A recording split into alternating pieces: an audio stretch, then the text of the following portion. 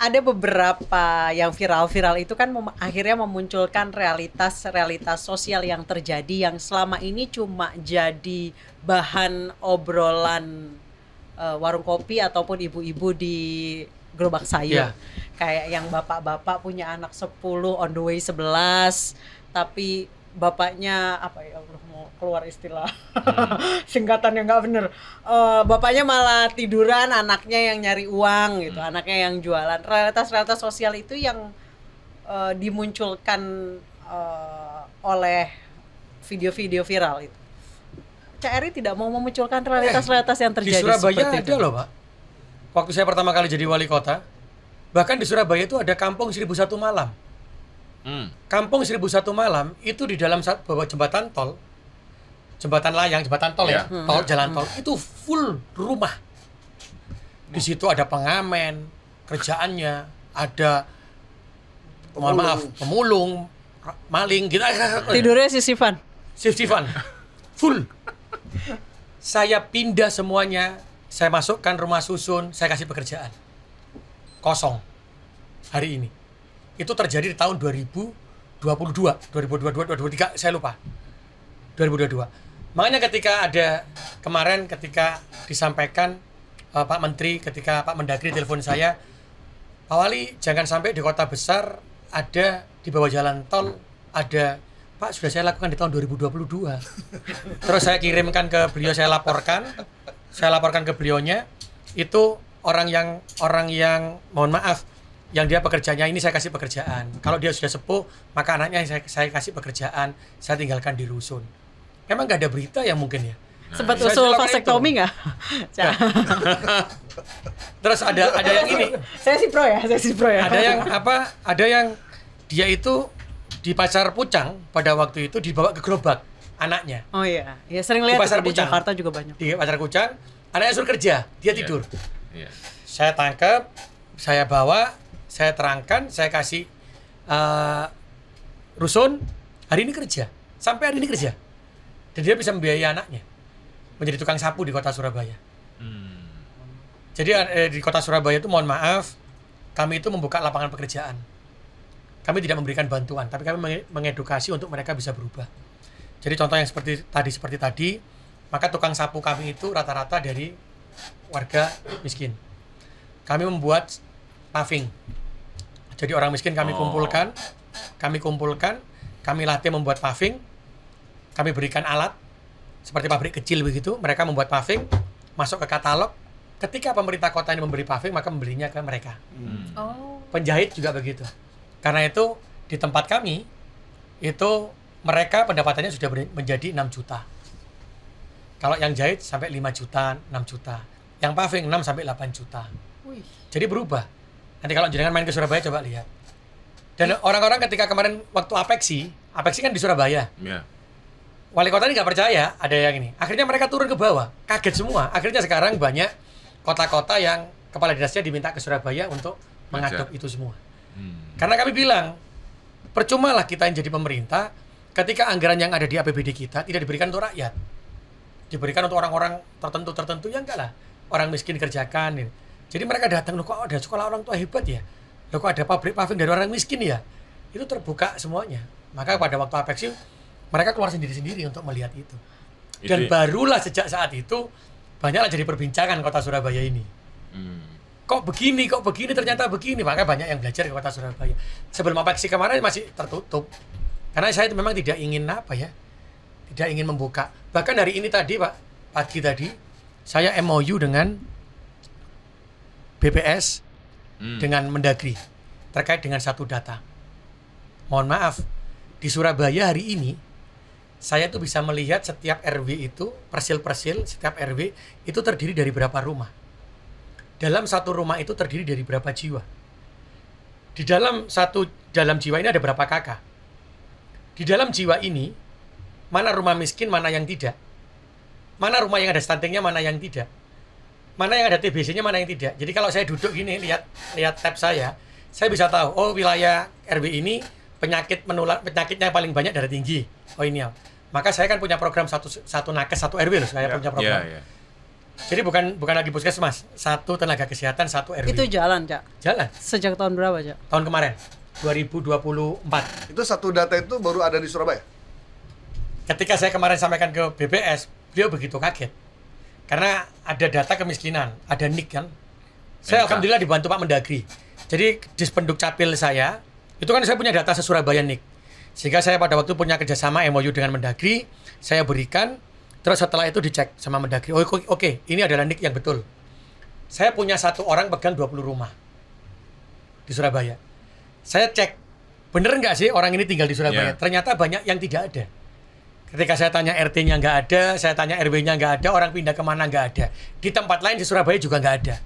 Akhirnya saya nonaktifkan mereka. Saya berikan kabar itu ke data balikan.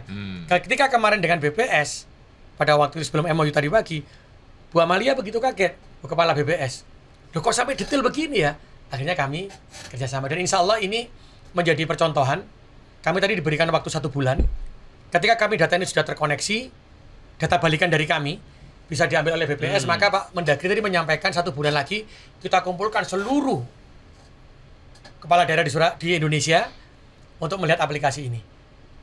Untuk bisa menjalankan ini di seluruh Indonesia. Bayangkan kalau ini bisa berjalan, maka mohon maaf nih, seperti Pak Mendagri hanya duduk atau Pak Presiden bisa tahu dia stunting di Surabaya sekian, stunting di Ponorogo sekian, stunting, maka kita lihat stunting di Indonesia berapa, itu langsung kelihatan real time soalnya masalahnya. Itu sistemnya dikembangkan sendiri dulu. Saya kembangkan sendiri. Tadi saya sampaikan Pak Mendagri, Pemkot sendiri yang buat. Jadi kami punya nama aplikasinya apa? Aplikasi kami namanya Sayang Warga. Sayang Warga. Jadi aplikasi ini saya buat. Saya juga punya aplikasi pemerintahan. Kalau terkait aplikasi pemerintahan ini adalah aplikasi ketika kami membuat perencanaan sampai pencairan keuangan. Sehingga akan terbaca terus. Kalau pelayanan publik ada namanya Sayang Warga, ada pelayanan publik sendiri. Nah, ini tadi saya sampaikan. Ketika saya ketemu Apexi, tagline kami kan Apexi untuk negeri. Saya bilang, janganlah daerah-daerah ini membuat dengan aplikasi sendiri-sendiri. Karena ini adalah uang APBD, uang negara. Sama-sama uang negara. Kalau seandainya aplikasi Surabaya ini adalah saya bilang teman-teman Apexi, pakai uang APBD. Kamu punya uang APBD. Setiap kota pasti punya kelebihan. Kalau ini kita satukan, setelah itu dijadikan satu, diberikan kepada pemerintah untuk negeri ini, semua kota memakai, maka insya Allah tidak ada uang APBD digunakan untuk aplikasi. Maka berapa penghematan uang negara yang bisa kita hemat dari ini baru efisiensi. Bukan APBD dibagi-bagiin. Iya, APBD dibagi 10 juta. Berarti nggak ada lagi yang nggak ada lagi yang salah ngasih bansos tuh. Iya. Salah tempatnya yang tadi disampaikan beliaunya dengan data NIK tadi. Maka kan kelihatan kan orang ini mohon maaf bener-bener meninggal atau tidak. Ya kan biasanya kalau ada yang meninggal tidak ada laporan. Kalau di tempat kami yang melaporkan langsung ketika ada yang meninggal, maka tidak hanya keluarganya yang melaporkan, RW-nya yang melakukan RT-nya. Karena kalau laporan itu terlambat, maka yang saya denda adalah kelurahannya. Per hari 50.000 keterlambatan laporan. Per hari, wow. Jadi kalau ada orang ngurus KTP terlambat sehari 50.000. Pak Eri, kenapa di Surabaya ada program tebus ijazah? Apakah memang fenomena perusahaan yang menahan ijazah itu sangat banyak? Tebus ijazah yang di tempat saya itu adalah tempat ijazah untuk anak-anak yang memang ada di sekolah SMA yang mereka bekerja tidak mendapatkan ijazah. Sehingga saya waktu itu koordinasi dengan Bu Gubernur. Bagaimana dengan ijazah anak Surabaya? Ternyata banyak. Ijazahnya itu banyak. Itu mungkin juga sebelum zamannya Bu Gubernur juga banyak begitu. Kan tidak mungkin tidak diambil. Ternyata sekolah ini masih membayar ternyata. Yang di sekolah gratis kan di negeri tau, Bang. Ini yang rata-rata sekolah swasta. Saya sampai hari ini sudah mengeluarkan uang 8 miliar untuk menebus ijazah. Itu memang banyak di beberapa daerah. Daerah juga terjadi ya. Bukan cuma di Surabaya, seperti beberapa daerah di Jawa Barat, Tangerang juga banyak. Ini yang harapan saya sebenarnya, ketika kita bicara sekolah gratis yang tidak mampu, maka seharusnya sekolah swasta pun harusnya gratis untuk orang yang tidak mampu. Dengan catatan bukan swasta internasional ya. Ya pastilah. Kan nggak mungkin orang yang masuk ke swasta internasional nggak kuat bayar. Itu udah nembus sampai 8 miliar rupiah tuh udah berapa orang tuh? Ribuan, Bang. Ribuan. Oh, banyak. Jadi saya baru ketika saya jadi wali kota ya, sejak Covid selesai lah. Iya. Sejak tahun 2022 itu. Saya kan baru tahu loh ijazah kok banyak ditahan. Maka saat ini saya punya kebijakan yang untuk orang yang tidak mampu, maka untuk SMA-nya sekolah swasta harus gratis, saya yang bayar. Jadi nanti saya pasti akan panggil, saya akan koordinasi dengan Bu Gubernur, yang tidak mampu bayar berapa sih, umpamanya 500.000, maka kita anggarkan untuk orang yang tidak mampu. Sekolah swasta gratis per bulan saya pakai APBD. Tapi yang untuk SD dan SMP yang di bawah kewenangan saya gratis semua. Yang untuk sekolah yang mengambil Bobda. Tapi kalau sekolah yang tidak mengambil Bobda, maka dia boleh seperti sekolah yang memang internasional atau sekolah yang memang sejak awal tidak untuk menerima itu gitu. Jadi saya sudah lakukan, dan bahkan saya juga sudah sejak awal tidak boleh ada anak-anak itu pergi keluar. Sejak tahun 2022 saya punya kebijakan itu, tidak boleh ada wisuda, tidak boleh ngelencer, itu sudah tahun 2022 untuk sekolah negeri saya loh ya. Sekolah negeri saya loh ya, dan SMP negeri loh ya, yang di bawah kewenangan saya. Karena saya pada waktu itu berpikir itu akan menjadi polemik. Maksudnya ada yang bilang begini sama saya pada waktu itu, orang tua, loh Pak ini kan komite loh. Oke, saya bilang begitu.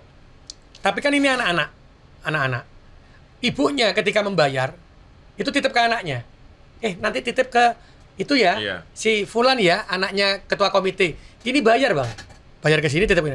Ada anak satu yang nggak bayar, akhirnya dibully sama teman-temannya. Loh kamu nggak bayar. Sejak saat itu tahun 2022 saya tidak boleh ada lagi wisuda, tidak boleh lagi ada pergi, kecuali ada kecualinya.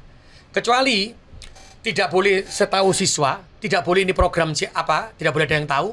Tiba-tiba komite itu kumpul, yang kaya-kaya itu kumpul, terus dihitung. Ikut. Nah, itu. Tapi tidak boleh sampai ke telinganya anak-anak. Saya bilang kalau sampai ke telinganya anak-anak dan anak-anak tahu ada yang berbayar dan yang tidak, saya copot kepala sekolahnya. Sejak tahun 2022 saya. Oh, nggak viral ya? Itulah. Nggak viral itu. Kecuali ada orang tua yang jadi bohir baru boleh. Oh, boleh. Boleh. Makanya saya boleh kan. Tapi kalau semua berangkat, nggak ada kecuali. Jadi saya perbolehkan itu kalau rapat tertutup, akhirnya ada bohirnya, ada orang 5 atau jadi bohir 10 silakan. Tapi tidak boleh memilih. Nanti aku boleh yang nggak bayar nggak apa-apa kok, tapi nanti ditanggung, nggak boleh. Kalimat itu tidak boleh keluar ke murid. Hanya boleh tertutup. Mereka berangkat bareng-bareng gitu ya. Mereka berangkat bareng, pulang bareng, atau mereka wisuda di sekolah. Iya. Pak Wali, ini kan kalau dari cerita Pak Wali, dari mulai sekolah ke barak, bangsaan, tembus ijazah, terus ada beberapa yang lain itu nggak boleh piknik, nggak boleh wisuda dengan syarat tertentu. Terus kan sekarang ada yang viral nih. Terus Pak Wali ngeliatnya gimana? Kan udah gue lakuin tuh kemarin. Dejavu ya. Kalau saya gini, dulu ketika saya pertama kali melakukan itu, saya diserang banyak orang di Surabaya. Dan tidak populis betul waktu itu.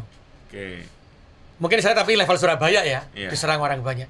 Tapi kalau hari ini ternyata ada yang menggunakan kebijakan itu, saya bilang alhamdulillah ya Allah, ternyata kebijakan yang saya ambil dijalankan. Alhamdulillah. Di tempat lain. Nah ya, ternyata jadi bagus. Jadi maksudnya jadi orang, nggak boleh semua. Berarti apa yang sudah saya lakukan, meskipun saya memulai, dan ternyata saya diajar orang banyak di Surabaya, ternyata hari ini dibenarkan. Itu saya mengucapkan syukur kepada Tuhan. Oh berarti yang saya lakukan udah benar. Dan ternyata dilakukan di banyak tempat. Semoga jadi kebaikan terus ya. Buat saya itu amal jariah saya kan gitu. Kan amal jariah saya. Jadi menyebarkan kebaikan kan gitu. Betul. Itu saja sebenarnya. Tidak perlu